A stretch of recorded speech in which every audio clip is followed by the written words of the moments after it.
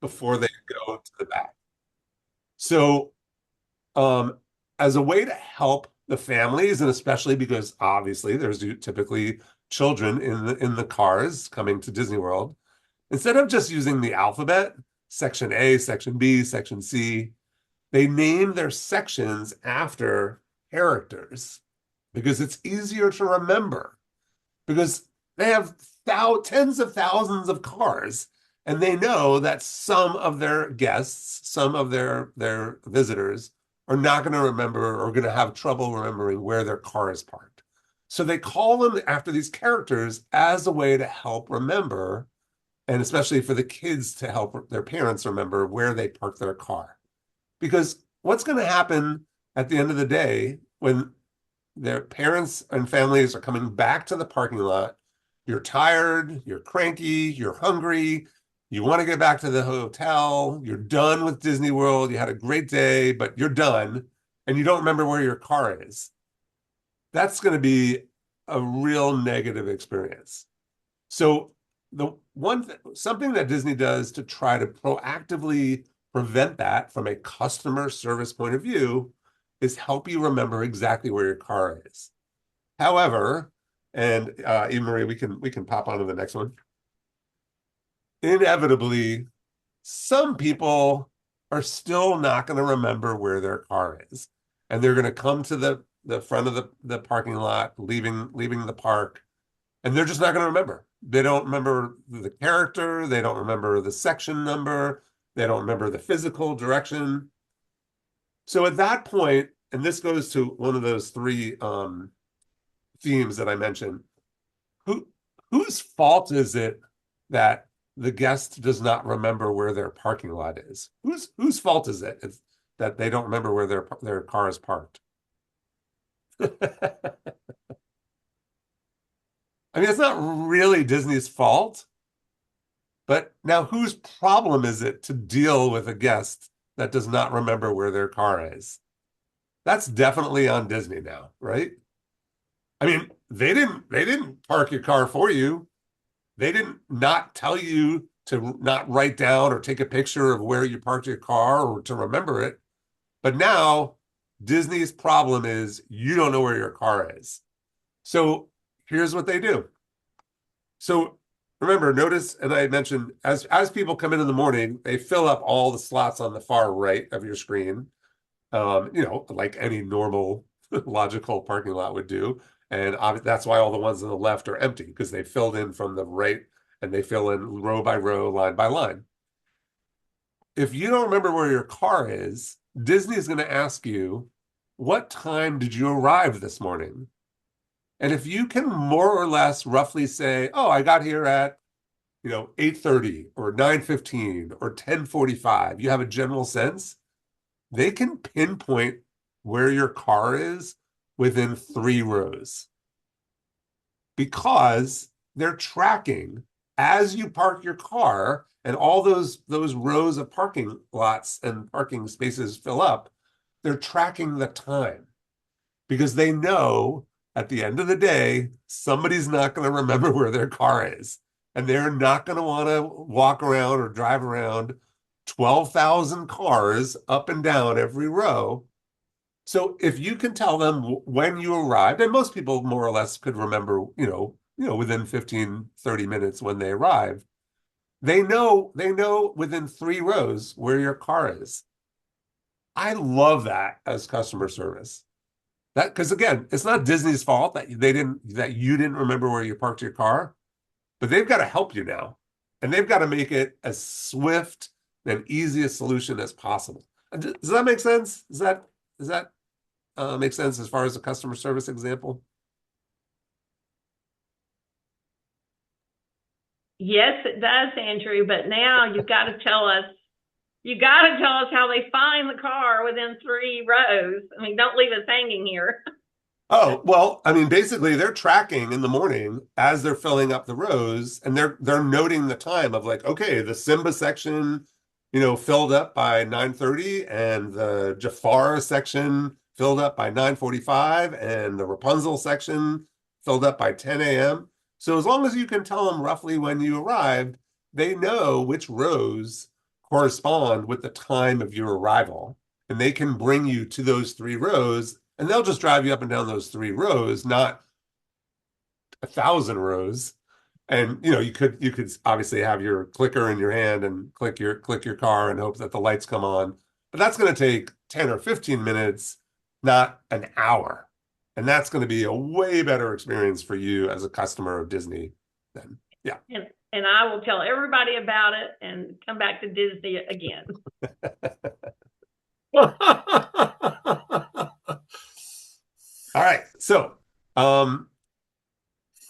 again, three main points, and we can go on to the next one, Eva Marie. It's not our fault, but it's our problem, right? So it's not Disney's fault that you forgot where your car is, but they've got to deal with it. It's their problem. And the next one. Customer service is going to make your life easier as the tournament director.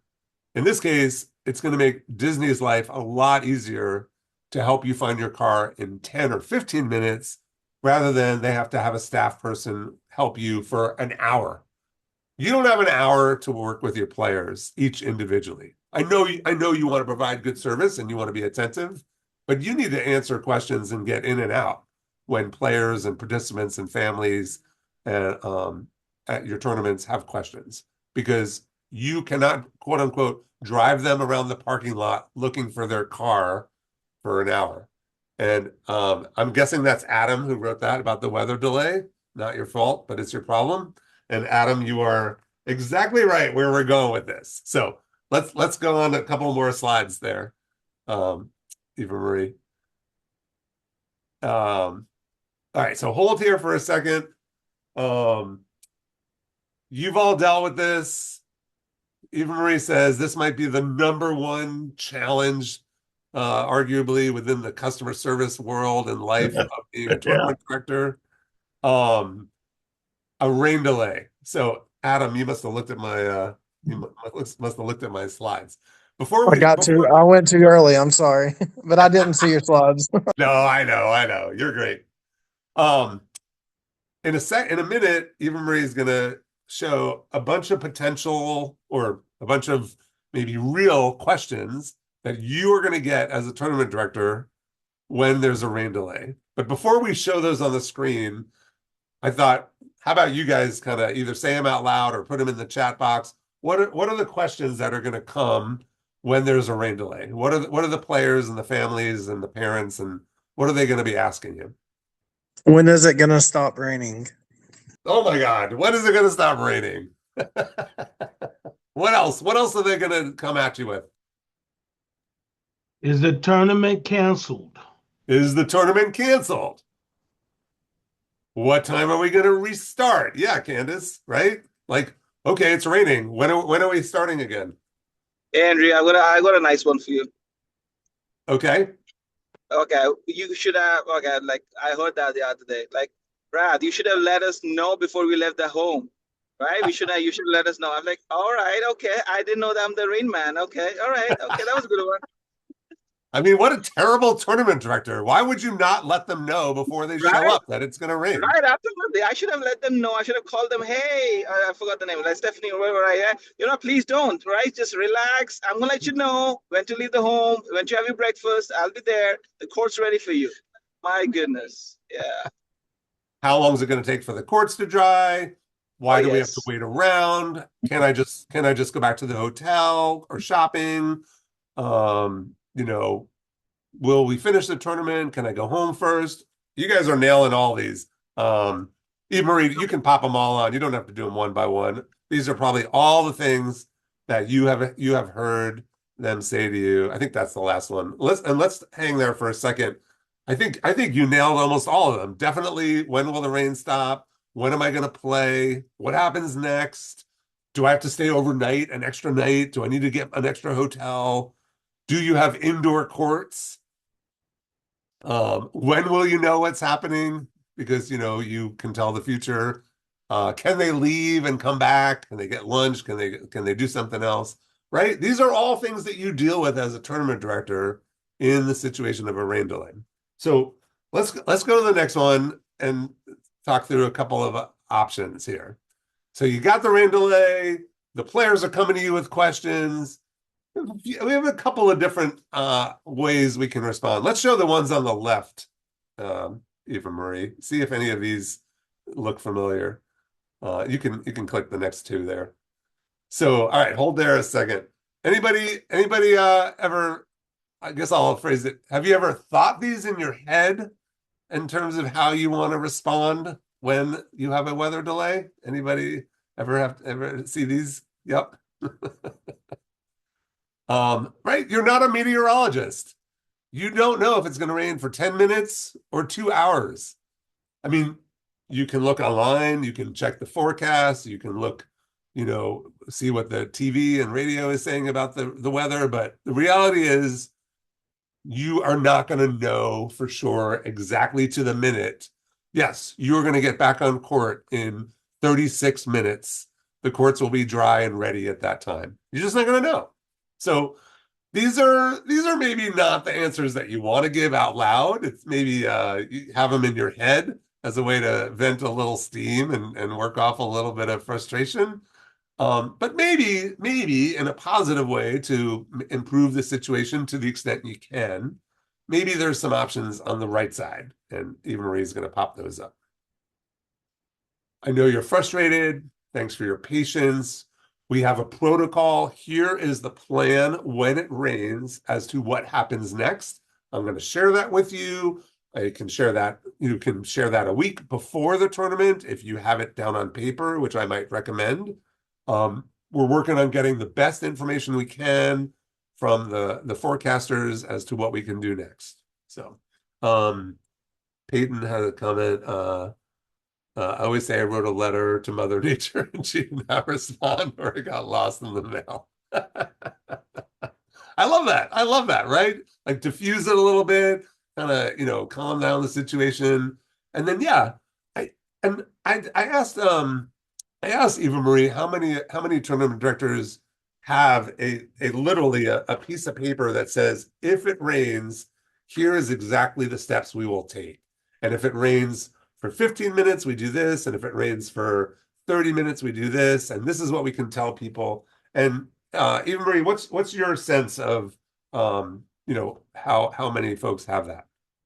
Well, a few have it on their website. They say, this is what we do in case there's bad weather. And one of our tournament directors, I like hers is the best, says at the top of the page, before you see anything else, says, this is an outdoor tournament.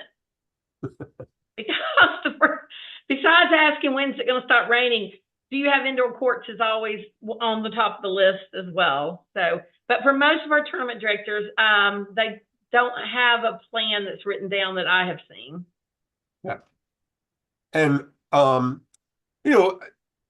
am not a tournament player, so this is not an experience that I have, but I can only imagine that this comes up, right? That those of you who run tournaments, and you have a rain delay, there are players of different levels of anger / frustration / whatever, want to know from you as the TD, what is happening next and when can I know what's happening? And so this is where I get back to something from earlier where I said, you may not have all the answers, you may not have the specifics because again, as we said, you're not going to know for sure, but you can still show that you care. You can still respond to them with any of these thoughts on the right side of the screen. You don't have to apologize. You're not the cause of the weather or the weather delay, but you can express, yeah, this is frustrating. I'm frustrated too as the tournament director. I want to run a good event and make it efficient and get us through the finals. So I say all that in the sense of sharing that you care about them as players who have entered your tournament is something you can do, while you may not be able to solve the specific at that moment of you will be on court in 20 minutes or an hour or 2 hours. It's okay to say you don't know and that you're working on the best information you have. But I do think it's a value to share that sort of empathy as to this situation. And then to the point about the protocol, as we're saying, having something that you can share with them and perhaps ideally even have shared ahead of time, either on your website or in your communications, as if it rains, and we hope it doesn't, and this is an outdoor tournament, here is the course of action that we are going to follow. They may not look at that before they show up to your tournament, but I do think it goes a long way for you to share that ahead of time and then point them back to that, and they can look at that and see, okay, this is going to answer a lot of my questions. So you don't have to keep answering the same questions over and over in the middle of the rain delay. Eva Marie, anything else you wanted to say on that? Having a plan beforehand relieves your stress. You don't get as frustrated yourself if you have a plan for the rain. Yep. So my plan, just to go, what I suggest to all tournament directors is say, clear the courts, please go to your cars, remain on site. Do you hear from us? Try to tell them within 15 minutes whether they can leave the site or and when you're going to put up your first update. Don't say clear the courts, but stay near the tournament desk, because then they're all around you asking questions the whole time. You can't even think about what you want to do because every single person is talking to you. So say clear the courts. We want you to be safe, so please go to your cars or go, under the pavilion somewhere you're safe in case there's thunder or lightning. We'll let you know within 15 minutes what the next step is. In 15 minutes, it'll either have stopped raining, so you know you're just going to get back out on courts, or it will be soaking wet, and you know it's at least going to be, depending on the time of the year, an hour to 2 hours before they can play. So then you can release the players. They can go get lunch or go get something, and you can take care of the courts. So, but my suggestion always is to tell them to, clear the courts and give you that 15 minutes to make a determination of what's going to happen. You do not want them milling around your desk. And to Candace's point, where she's saying, and I agree with you, Candace, a low percentage, if you share your policy ahead of time, you put it on your website or you email it out before the event, Candace's point is probably a low percentage of parents and players are going to read that information. I agree, but I do think that shows your level of care as a tournament director. I think you are showing that you care about them from the front, from the front end, to let them know, here's how we're going to deal with this. And without being facetious, in the moment when they're coming up to you and saying, well, what happens next? What happens next? You can say, well, let me direct you back to this protocol. You've got it in your email, you've got it on the website. I'm happy to answer questions about that, but please take a look at that, because that's going to answer a lot of what you're asking me right now. And I'm trying to, get things going so we can get back on court as soon as possible. So even if not a lot of people are going to read it in the front end, and I think you're right, Candace. They may say, send it to me again. If it's on your website, when you tell them, yeah, please look up the tournament website, it's right there. But I get you. I hear you. That there's an element that it could create more work for you. So, all right, let's go on to the next one, because I want to be respectful of where we are. And Eva Marie, you can pop up all the answers here. This is actually something also from USA National. I stole this one because I thought it was somewhat relevant and perhaps something that you might deal with as tournament directors. And that's when players or parents become irate and get angry in the moment, whether it's rain delay or whatever the situation is. And I thought USA laid this out in an interesting way of value to think about, why do people get irate? Why do they get mad? What's the reason for it?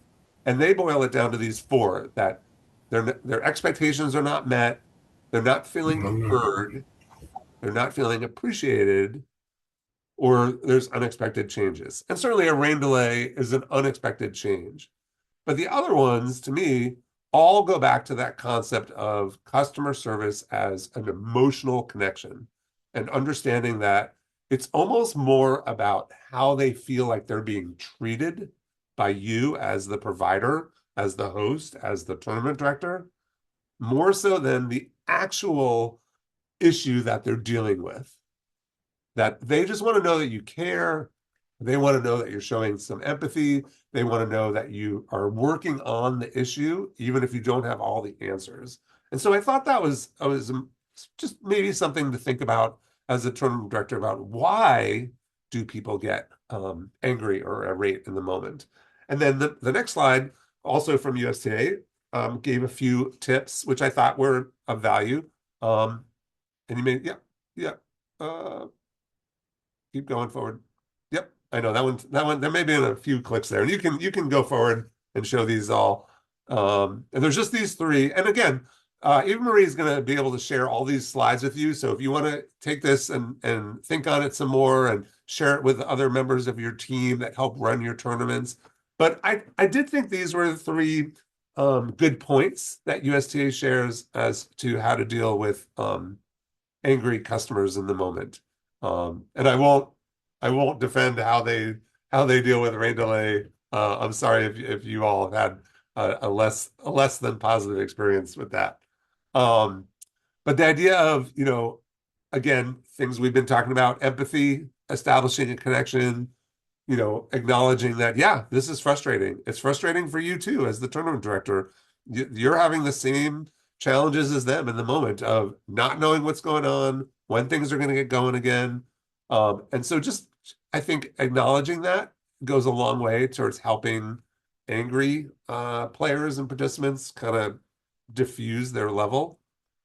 I thought the second one was something to maybe keep in mind of using a tone of confidence to sort of lead the conversation in a positive direction and not getting into, this always happens, you guys never know what's going on, and this is a mess, and I wish you guys could figure this out.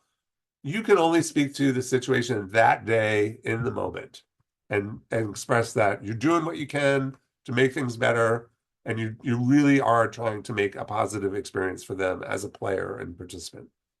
And then the last is, and this came up, I see a few of you in the chat box gave this recommendation, and I love that, being efficient, clear, and concise. And I love that they're emphasizing being concise. I don't know that the players and participants, and I don't want to presume that I know more than you because you're the ones dealing with them. I don't know that they need or want a lengthy, extravagant, extensive explanation / excuse for what's going on. I think keeping it short and sweet as to, here's what we're doing about it, here's the possible next steps, here's what we know, here's what we don't know. Again, we understand this is frustrating, and we're going to try and move through it as quickly as possible. So I like that as a piece of advice for tournament directors, in particular, in dealing with angry customers. Okay, we're diving into the end. Let's move on to the next one, Eva Marie. I'm clicking, but it's not going. Hold on a second. Yeah, it may take a second. Yeah, there we go. And we can pop. Let's do these one by one. Yeah. Okay. So just some thoughts, again, things that we've talked about to keep in mind how to provide good customer service, communicate ahead of time and throughout. I love that Eva Marie sent out multiple reminders, including the link for the Zoom meeting. And I think she did that last week and maybe one yesterday and one today, because you all are busy people. You get lots of emails, and those emails start getting lower and lower in your inbox, and they get lost or you forget about them. So sending reminders, communicating ahead of time, letting people know what's going to happen, reminding them what's going to happen, I think are all really smart ideas. And the next one, communicate multiple times. And I think someone also wrote that on the far right, maybe Candace and among others, right? People just do not like to be in the dark. And even if your answer or communication to them is, we still don't know when the rain is going to stop. We know you want to know this, and we promise we're working on it. But here's a check-in just to let you know that we know you're out there, and we're still hoping to get tennis in at XYZ time later this afternoon. You haven't given them any new news, but you have communicated with them, and that shows them that you care. So, this goes back to my example of texting with my brother, maybe in terms of what is it that multiple people are going to want to know. So if you think one person is going to want to know where the closest gas station to your tournament site is, put that on your website or put that in an email to everybody. Let everybody know. So you don't have to answer the same question over and over 30, 40, 50 times, which is just not a good use of your time. So anticipating what multiple people may want to know is towards the idea of saving you time as the tournament director. Okay. Mention this, right? Don't apologize for things beyond your control. The weather, the quality of the competition. These are things that are beyond your control. You can be empathetic. You can express that you understand it's frustrating for people, whatever the situation may be, but you don't need to get into a whole sorry. I don't think that particularly helps the situation. That may be a personal point. And I think there's one more here. And that's I just always like this as a broad concept of assume good intent. I hope that players and participants come to your tournament assuming that you intend for them to have a positive tournament experience.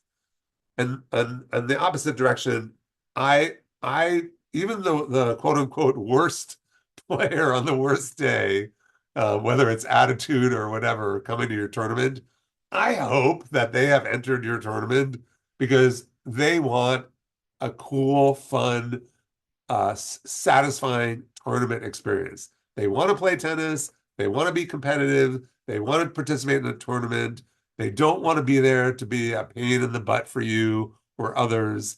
They're not intending to cause drama or hardship. So broadly, I would say assuming good intent can almost calm you down as a tournament director when you're dealing with those people that are maybe less than pleasant to deal with. And I'm not trying to gloss over that, but I think it's a good rule of thumb. And then lastly, just again reiterating those three main points that we talked about, and that's going to be, I think, our last slide. So we're sliding in just under the window here. I hope that you think of customer service as an approach to make your life easier, you as the tournament director. Yes, it should meet the needs of your players and participants, but really it should make your life easier. And then again, think about that Disney parking lot issue. The stuff that it's not your fault, you didn't cause it, whether it's a rain delay or whatever the situation, but it is your problem to deal with. It is your situation that you have to address. And the way you do that can really make the experience a better or not better for your customers, your players. And then lastly, just a reminder, they just want to know you care. People just want to know that you care about them, that you're thinking of them as a person, that you're acknowledging their experience. They've spent time and money and resources to be part of your tournament. They maybe traveled some distance. Just showing them that you care is a way to give them a bit more of a positive experience. And with that, I'm going to turn it back to Eva Marie for any final thoughts and comments. Hey, thank you so much, Andrew, for sharing customer service with us tonight.